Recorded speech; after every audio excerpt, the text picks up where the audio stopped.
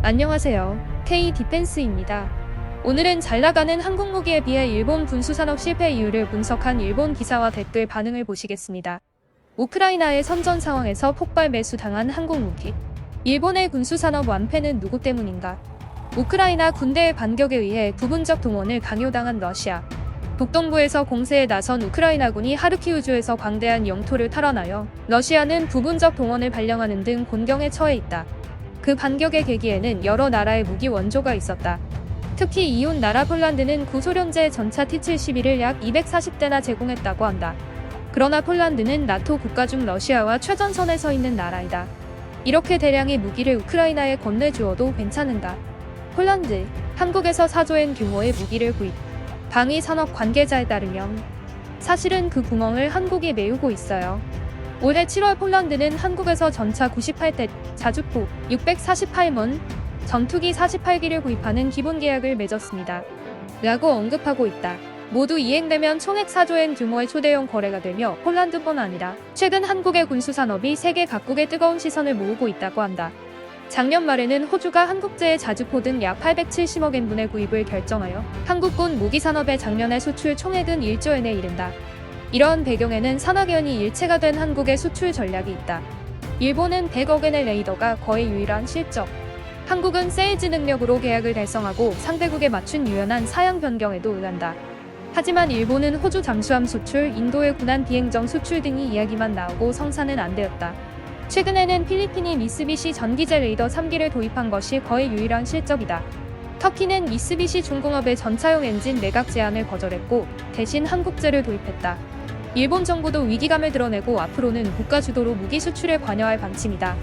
K-팝, 반도체, 스마트폰과 마찬가지로 무기에서도 메이드 인 재팬은 뒤처져 버리고 있다. 기술면에서 뒤떨어지는 것보다 군사 기술이나 산업에 반사적으로 알레르기를 나타내는 여론이나 정책 탓이라는 면이 크다. 과연 우크라이나 군과 같은 권토 중례를 실현할 수 있을지 궁금하다. 일본 댓글 반응입니다. 비어머그, 완패다. 앞서고 있는 것이 하나도 없다. 무기 수출 비즈니스에서는 상대국에 맞춘 사양 변경 외에도 기술 이전도 함께 요구되는 경우가 많다. 당연히 이전한 기술을 바탕으로 상대국이 미래에는 국산화하는 상황도 어느 정도는 허용해야 한다. 군사 알레르기가 없는 사람도 여기에 난색을 보이는 경우가 많다. 그러나 이제 무기 산업이라는 것은 한 나라만으로는 도저히 유지 발전은 불가능하며 외국으로의 수출에 의해 공급체인의 유지와 기술 개발을 하는 것이 트렌드가 되었다. 일본은 제조업이 쇠퇴하는 경향이 있으나 아직 생산력을 유지할 수 있어 지금 어떻게든 반격하지 않으면 안 된다. 무기는 전장에서 사용되고 개선되어야 진화하고 평가될 수 있어요. 한국의 군수산업은 실전에서 실적을 만들면서 수출 경쟁력을 꾸준히 늘리고 있습니다. 자위대 밖에서는 사용되지 않고 수출 실적도 실전 실적도 없는 일본 방위 산업은 괜찮은 것일까요? 갈라파고스 전투기, 갈라파고스 전차, 우물안의 개구리입니다. 실전에서는 스펙과 달리 도움이 되면 좋겠어요.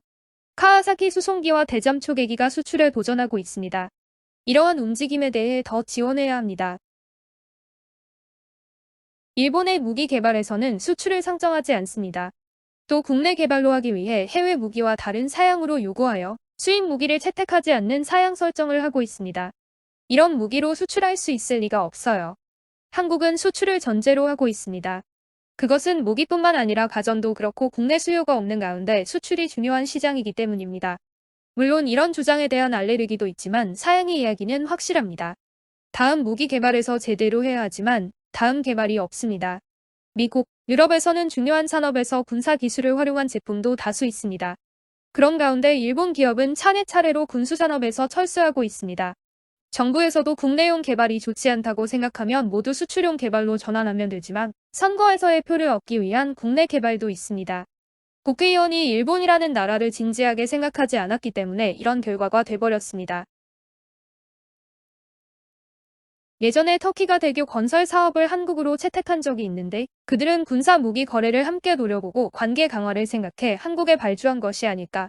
지금의 세계 정세를 적확하게 파악해 무기 수출이나 국방의 본연의 자세를 생각하지 않으면 군사적으로도 경제적으로도 일본은 궁지에 몰려버릴지도 모른다.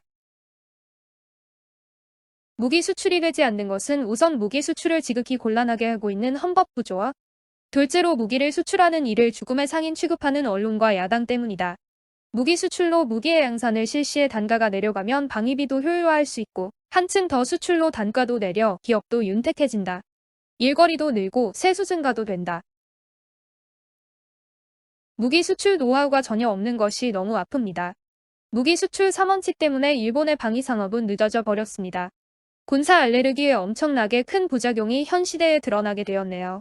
기관총 제조의 스미토모나 장륜 장갑 차량의 고마츠도 철수해 버렸네요.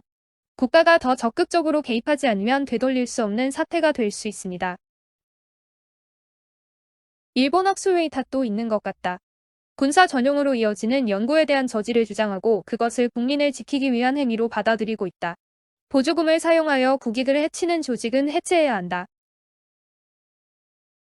한국은 사격장도 있거나 해서 부담없이 총을 쏘는 환경은 있지만 일본은 드론도 규제하거나 총은커녕 도검, 커터나이프, 톱, 취미용 칼에 이르기까지 규제하고 있으니까.